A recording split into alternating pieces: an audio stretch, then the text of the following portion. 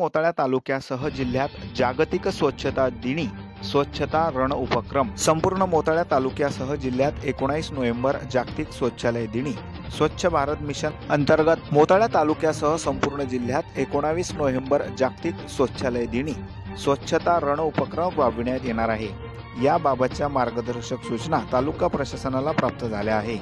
ग्रामपंचायत स्तरावर लोकप्रतिनिधी, स्थानिक कलाकार, बचत गट, महिला, आशा वर्कर, स्वयंसेवक, स्वयंप्रेरित लोक, युवक, विद्यार्थी, मुले, ग्रामस्थ यांचा सहभाग घेण्यात येणार आहे। स्वच्छता रण उपक्रमाअंतर्गत गावातील ऐतिहासिक ठिकाणे तसेच विशेष ठिकाणी शिवार फेरीचे आयोजन करण्यात येणार आहे।